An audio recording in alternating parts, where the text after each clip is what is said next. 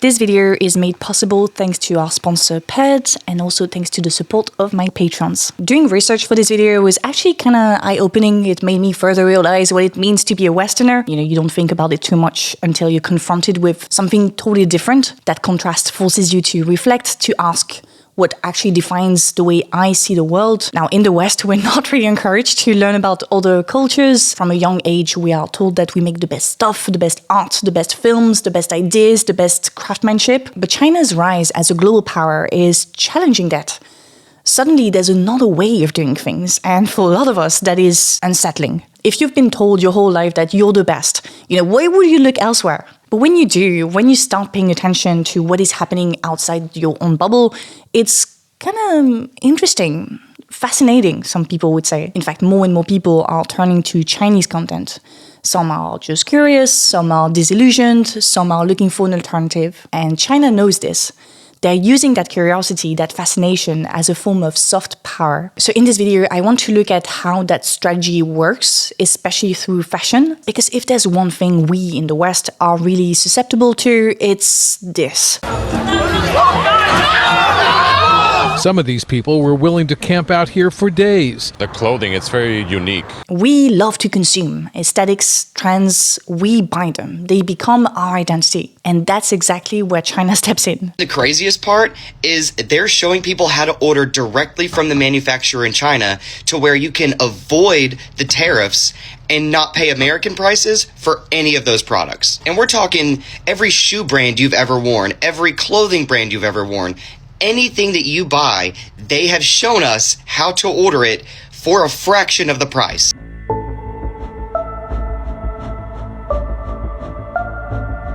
I know global diplomacy doesn't sound like the most fun topic, but hey, if you're into reality TV or anything of that sort, global diplomacy is the same thing, and this is orchestrated drama on TV. Okay, so you know what? We're going to use that comparison with reality TV. We're gonna create our own show, and we're gonna call that show UN Island. I know this is not the tropical vibe you expected. This gives D-Day landing beaches, but this is what Northern Europe has to offer. Anyway, in UN Island, you have 5 countries: China, Russia, the UK, France, and the US. So we're gonna go through the dynamics in that show, but first I wanna take a little break to talk about the dynamics in your relationship and how to improve them thanks to our sponsor, Paired. I was a bit skeptical when I started using the app, not gonna lie. I don't like when things are too cheesy or too performative, but Paired is not like that. It's like a little relationship sidekick, if you see what I mean. It's simple, it's fun. Paired is interesting in the sense that it's a couples app, which means that you and your partner are using the app. What me and my partner love the most are the daily questions or the quizzes. They're thoughtful, they're sometimes funny, and they force us to ask questions that we wouldn't necessarily ask in normal conversations. Like one question was, what do you love the most about me? Which sounds a bit pretentious, but it's important to know those things. And another question was, what do we wish we did more together as a couple? You'd be surprised to see what comes out when you are asked the right questions. And by the way, all the questions, exercises, etc. you find on the app are not just random, they're backed by relationship experts. So it's not just fun and entertaining, it's also meaningful. Me and my partner usually check the app a few minutes every day. It gives us inspiration for topics to talk about. It forces us to avoid routine questions like, how's work, how are you doing, etc., etc. Oh yeah, and there's also the timeline feature, which is quite cute. I mean, it depends what you put on it, but you see what I mean? You can save little moments, memories, and even plan future stuff together. It's like your relationship scrapbook, but interactive. If you're feeling adventurous, you can also embark on one of the journeys that the app offers. There's a journey on how to navigate conflict, one on making long distance work, and another one on prioritizing quality time. You have so much resources in just one app. Whether you've been together for a few months or a few years, Paired is a great way to grow together. It's not necessarily about fixing problems. It's more about creating space for love, for laughter, and for more us time. Now, if you want to try it out, and I highly recommend it, you can click on the link in the description to get a 7-day free trial and 25% off Paired Premium, so you can maintain and deepen your connection with your partner. Thank you, Paired, for sponsoring the video, and now let's go back to the global diplomacy drama. Okay, so let's assess the dynamics in UN Island. Let's start with China and Russia. China and Russia are clearly besties. They definitely have that secret side convo going on. In May 2024, President Vladimir Putin's visit to China marked a new era in bilateral relations, with both nations expressing mutual support on various international issues. Trade between the two countries has reached record levels. This relationship is viewed as a sort of counterbalance to Russia's relationship with the West. Speaking of the West, let's start with Europe. So Europe, on the one hand, likes to approach this by, bringing everyone around the table and making well-worded speeches. They're kind of like the kings and queens of respectability, The US, on the other hand, doesn't do respectability. That's not their thing anymore. When it comes to China, they're giving us a sort of Cold War reboot for the 21st century with two powers fighting for global hegemony. In fact, things have been changing a lot since the development of the internet. The US used to be the big boss, but now they don't have all the cards anymore. You don't have the cards right now. And to be honest with you, you don't need to follow politics closely. You don't even need my weird metaphor with UN Island and reality TV or whatever. You don't need that to feel like something is shifting. A lot of the assumptions we had about how the world works are being challenged at the moment. We are in the middle of a major transition, and in order to really understand what is going on right now, we need to rewind a little bit. We need to go back to the 1970s. So the 1970s saw the invention of the Post-it note, the Rubik's Cube, and the first flying car. At that time, Richard Nixon was the president of the United States of America, and cars weren't really a thing in China, including flying cars. But after Nixon's trip to Beijing in 1972 meant to distance China from the Soviet Union, something big started to shift. US policymakers began to see China not as a threat, but as an opportunity. In their minds, China could become something like a supersized Japan, a reliable, fast-growing manufacturing partner. And China played along. Under Deng Xiaoping, the country opened up to Western trade and investment. Factories multiplied, exports boomed, global capitalism had found a new foundation. This setup came to be known as a kind of dark deal. Here's how it worked. Countries like China, Japan, and South Korea made stuff, electronics, clothes, cars, and shipped them to the US. American consumers bought it all up. Chinese elites started collecting US dollars, which they could only really invest back into the US economy, buying real estate, government bonds, and all kinds of financial products on Wall Street. In other words, the US didn't sell things to the world, it sold investment opportunities. It bought goods with US dollars that could only really be reinvested in the US economy. So it kind of turned itself into a giant magnet for global capital. However, this dark deal couldn't function without some sacrifices. On both sides of the Pacific, ordinary workers paid the price. In the US, the factories shut down. Many lost their jobs and others saw their wages stagnate. In China, workers in coastal cities were pushed to the brink, working long hours in dangerous conditions for very low pay. So different countries, similar story. Profits went up, but people were squeezed. And then came 2008. It was the worst day on Wall Street since the crash of 1987. A new kind of economic power emerged, cloud capital. Platforms, algorithms, digital infrastructures. And these weren't just tech companies. We know it by now. They are systems for extracting wealth globally in real time. Varoufakis explains that we have moved from a profit-based economy, so I make goods, I sell them, and hope to make a profit, to a techno-feudal economy, meaning an economy based on rent. One example of this is this, what you're watching right now, a video hosted on YouTube. YouTube hosts my videos in exchange of a rent, 45% of ad revenue from your views. See how it works? Now, what YouTube does is fine for the US because it's a US company. It's the same for Meta, Facebook, X, Twitch, etc. But when it comes to a platform like Chinese-owned TikTok, things aren't exactly the same. So you see, to ship a ton of aluminium from Shanghai to Los Angeles, you need materials, you need transport, you need an American buyer willing to pay. But with TikTok, once the app and infrastructure are in place, Pushing one more viral video to an American user costs basically nothing. This is just pure digital rent extraction, direct from the US market into Chinese hands. And that is why Washington is panicking a little bit. So when the Trump administration threatened to ban TikTok, it wasn't just about national security. It was about stopping Chinese cloud capital from gaining too much ground against Wall Street and Silicon Valley. This is the heart of what Varoufakis calls the new Cold War. But this time, it's not about ideology. It's not democracy versus communism. It's cloud elites versus cloud elites. Competing tech empires fighting for control over the infrastructure of the digital world, fighting for their rents. So I wanted to take time to explain this because I did not fully grasp what was going on at the global level, and after doing all that research, I feel like I better understand. So I hope it's the case for you too. I've got some good news now. It's time for the pictures and videos.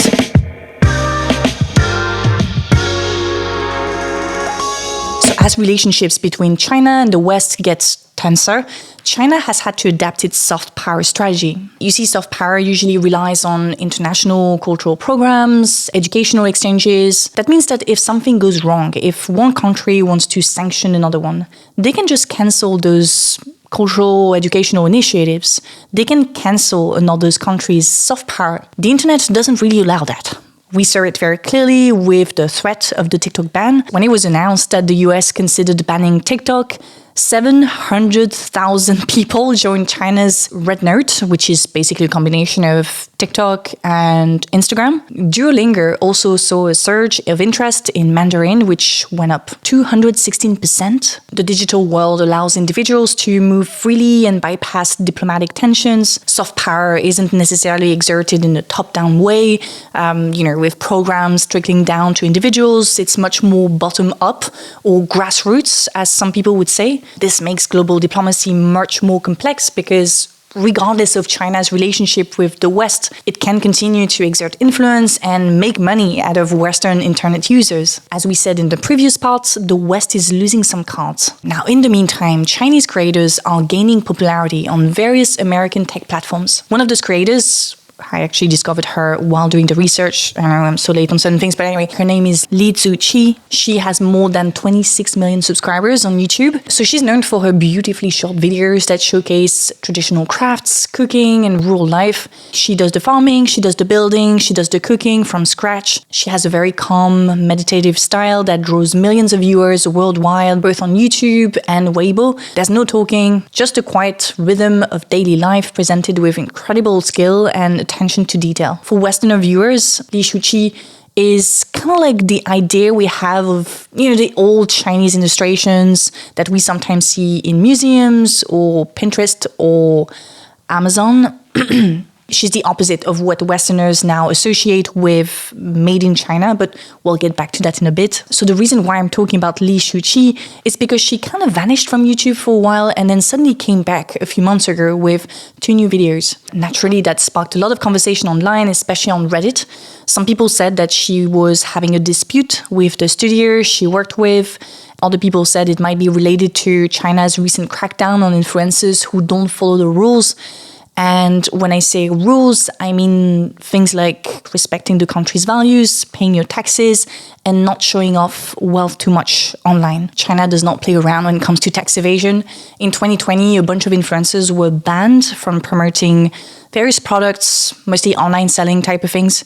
And they were fined a hell lot of money. Now, what actually happened to Li Zuqi is kind of unclear. She doesn't flaunt wealth. If anything, she's the opposite. She is always aligned with what the government promotes as good values, and China's even praised her in the past for being a positive influence. Now, even though she looks like a sort of counterexample to the things we talked about, it is clear that China's digital economy is booming, and a huge part of this is live stream shopping. This is a really big deal. Most of the influencers who got caught up in the things we just talked about were involved in some form of online selling. And the videos that we're seeing now, the ones that promise you that you can buy directly from manufacturers, those videos are part of the same phenomenon. They feel new to us, but in China, they've been around for a while. To give you a bit of context, e-commerce really became a thing in China in the 2010s. I found this old documentary from the BBC which looked at how Chinese sellers actually chatted with their customers. The expert in the documentary called it social commerce. The ability of social networking combined with e-commerce is social commerce, I like to call it, where people are able to rate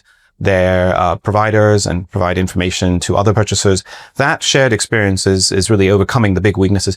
Basically, there is a one-to-one connection being established, and that's breaking through the mistrust barrier, if you will. So I think we can learn, actually, the West can learn from some of the developments that are happening in the Chinese e-commerce sector. We could also argue that technology-rich platforms have shifted the balance of power from sellers to buyers like never before. Yes, sir. Nick is bringing back the idea of grassroots exchanges that we talked about in the first part. Those exchanges have come to dominate e-commerce worldwide. Maybe you're familiar with Amazon.com is my favorite toy store. Hey, you're not the boss of me. The greatest selection of toys online. I know you are, but what am I? Amazon.com, Amazon.com. Platforms rely on sellers to generate revenue they can extract in the form of rent. E-commerce evolved to become even more grassroots in the sense that the seller is increasingly visible. 因为现在我们越发的想把金河做成那种一线的大主播，然后所以说我们现在对金河要求比较严。Chinese live streaming industry boomed during the pandemic when international commerce was paused and has continued to grow since then. It's therefore not surprising that the current tariffs war has triggered a new wave of that same phenomenon. The Chinese influencers we see on the videos are sellers or work with manufacturers. They draw attention to business to customer, also called B2C platforms like DHgate or Taobao. Some influencers have gone absolutely viral, like this guy, Tony from LC Sign, who uses a variety of advertising strategies, including homophobia and transphobia, to sell his to brands like Adidas, Samsung, Disney, and Lancome, according to their website. Just putting that out there. Oh, because yeah, that's what pissed people off. You know, big brands do rely on Chinese manufacturers to increase their profit margins. During the recent backlash, videos of luxury bags being made in Chinese manufacturers have resurfaced. Like I'm sure many of you have, I ended up on Chinese warehouse TikTok, and they're leaking all the secrets about how our stuff is made. For example, Birkin bags that are like $38,000, they show how they're made, and honestly, the quality was really good. But altogether, those Birkin bags that are $38,000 came out to about $1,600. Laundry pods were $20 for $1. And in America, that would have been like, what, $13? Now, take that with a grain of salt because there are some legitimacy concerns, but yeah, it's pretty clear that many brands that promote their heritage and European craftsmanship do actually rely on made in China. And it's the same for politicians, actually. I mean, look at Press Secretary Caroline Leavitt, who was seen wearing Chinese clothing while bashing China as part of the tariff war meant to promote American products and heritage. Now, the online reaction to those luxury brands working with Chinese manufacturers says something else too. It shows how deeply we've been conditioned to see anything made outside of the West as low quality. Like if it's not Western, if it's not European, American, it's probably crap, right? But that's not necessarily true. We've been trained to think this way. Yes, fast fashion and ultra fast fashion are mostly made in the global south, so the connection we've built with, made in China equals bad feels like common sense. But is it really? Some people think it has to do with something else. Hear me out.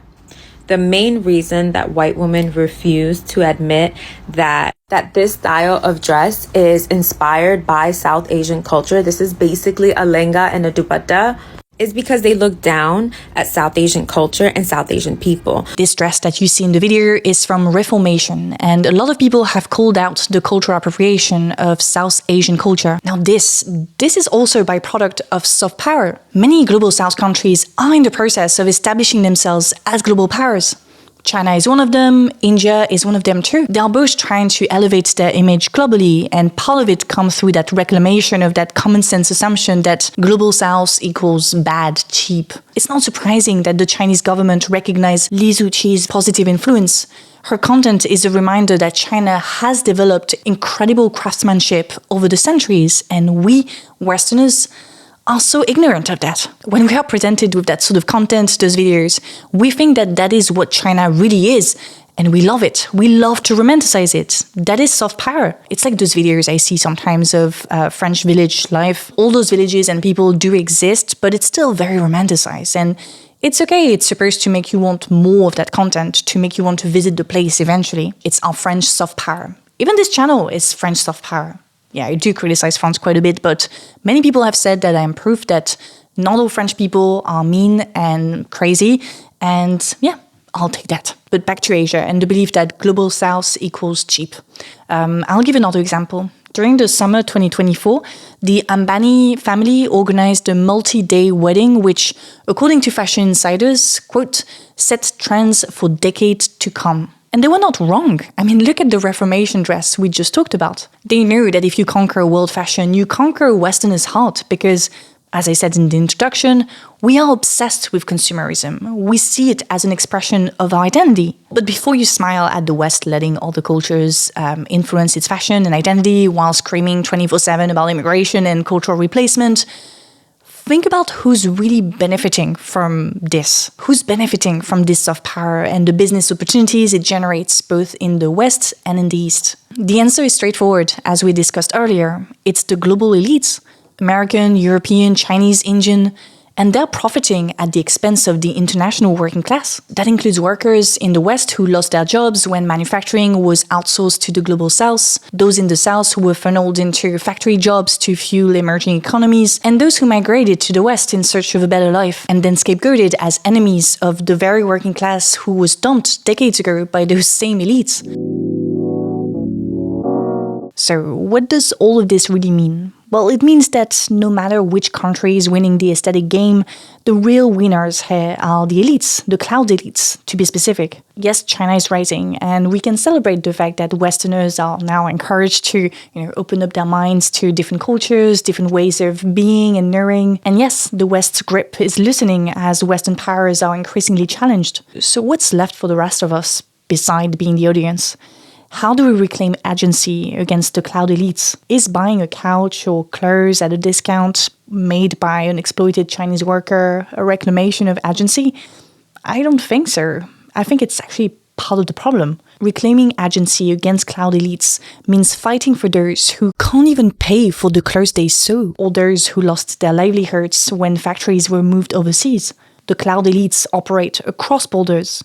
So if power is moved internationally, resistance has to as well. Yeah, that's all I had to say for this one. I hope you enjoyed it. As always, the conversation continues in the comment section. Don't forget to like, to subscribe if it's not already done. Before I leave, I would like to thank my Patreons for their support, and a special thank to top-tier Patrons: Mobius, Richard, Ron Wing, Fred, Hongjing Wang, Paul-Louis Agenot, George J. Kweme, Wolf Gratz, Patrick Button, Devish Mohanmina, Yelan, Tayab Matin, Jeff Lee, Nick, Brandon, Jem Siddle, Ojual, Pablo, Patrick Riley, Boris, Ria, Corey G, Tristan, Christopher, Donáth, Ian, Alex, Manuel, Christopher France, and Perry. And thank you to the other ones who prefer to stay anonymous. Thank you again to Pat for sponsoring the video, and yeah, that's it. I'll see you very soon. Salut!